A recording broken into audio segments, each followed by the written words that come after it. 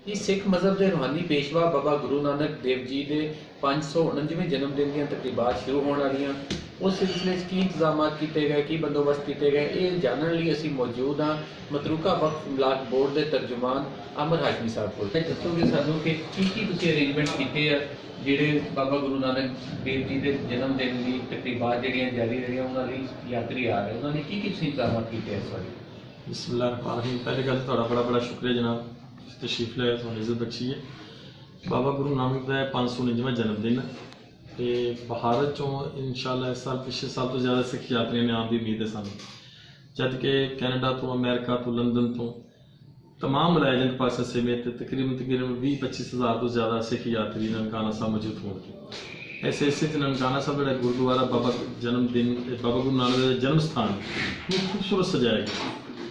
तमाम तरक्याती काम मुकम्मल किए कि सिख यात्रियों की रिहायश वास्ते, उन्होंने लंगर वास्ते, उनकी ट्रांसपोर्ट वास्ते, मेडिकल लिए वास्ते तमाम सारे इंतजाम वफाकी हुकूमत ने, साढ़े चेयरमैन जनाब ताहिर एहसान साहब और साढ़े सैकटरी बोर्ड जनाब तारिक वजीर साहब ने दिन रात मेहनत की थी। साढ़े अफसरान मौजूद, पाक फौज, रेंजर्स, पुलिस, पंजाब पुलिस स्कोर्ट नाल FI एजेंसियां तमाम यात्रियों की खिदमत वास्ते दिन रात मौजूद रहेंगी। उन्होंने 21 तरीक लाहौर आना तो नाल ही फिर चले जाएंगे ननकाना साहब। 23 तरीक हर दिन मरकजी तकरीब बाबा गुरु नानक के जन्मदिन की, जिस वफाकी वजीर मजहबी उमूर जनाब नूरुल्लाह कादरी साहब मेहमान खसूसी ने, वफाकी सैकटरी साढ़े चेयरमैन साहब, सैकटरी साहब, दिगर सियासी लोग, इकलीती रहनुमा सारे उत्थे मौजूद होंगे। उसके बाद जन जाना हसनबदार, उत्थे उन्होंने अपने मत्था टेकना, फिर वो जाएंगे सुच्चा सौदा, रोहड़ी साहब अहमदाबाद, करतारपुर नारोवाल, उसके बाद लाहौर आ जाए। लाहौर उन्होंने 3 दिन उन्होंने इतने रहना, लाहौर की सड़कों पर घूमने, गुरुद्वारा डेरा साहब रहेंगे, उन्होंने इजाज तकरीब होएगी, तो फिर अपनी 10 रोज़ यात्रा मुकम्मल करने तो बाद मेरे 30 तरीक वापस चले जाएंगे।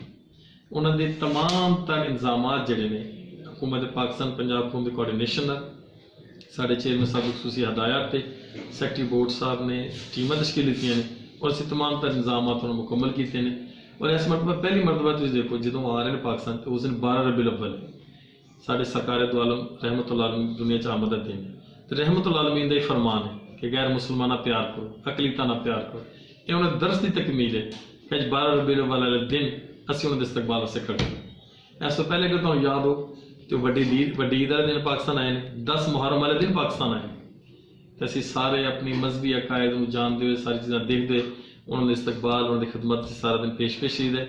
यही वजह तो कि पाकिस्तान की नेक नामी च इजाफा हो, पूरी दुनिया पाकिस्तान का मुसलमानों का नाम बढ़े, उन्होंने इज्जत बढ़े, उन्होंने वकार बढ़े, लोगों को पता चले कि मुसलमान प्यार करने वाली कौम है, अमन पसंद कौम है, एक दीनी हकायक भी जानते हैं। तो साਡਾ मुल्क आइन भी समय इस गल का पाबंद करता है।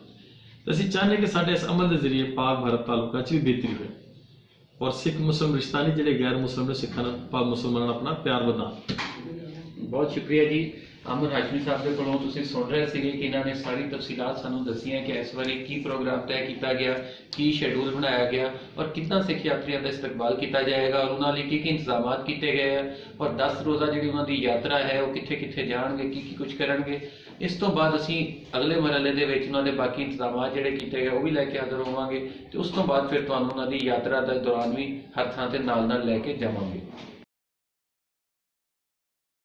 जद भी सोचां दे विच पईए निती अरदासां करदे रहीए, जद भी सोचां दे विच पईए निती अरदासां करदे रहीए।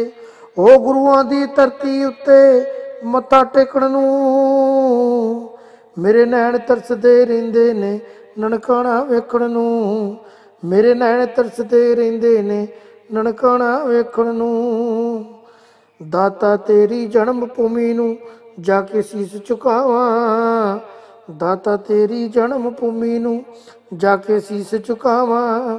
करमां वाली मिट्टी नूं मैं चुम के मत्थे लावां, करमां वाली मिट्टी नूं मैं चुम के मत्थे लावां।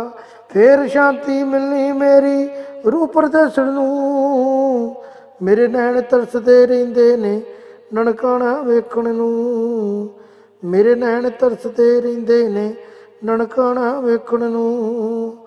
शरदा दे नाल लंगर छक के भव सागर तर जावां, शरदा दे नाल लंगर छक के भव सागर तर जावां। तेरे दर दी सेवा मिल जे इहो करम कमावां, ਤੇਰੇ ਸਰ ਦੀ ਸੇਵਾ ਮਿਲ ਜੇ ਐਯੋ ਕਰਮ ਕਮਾਵਾਂ।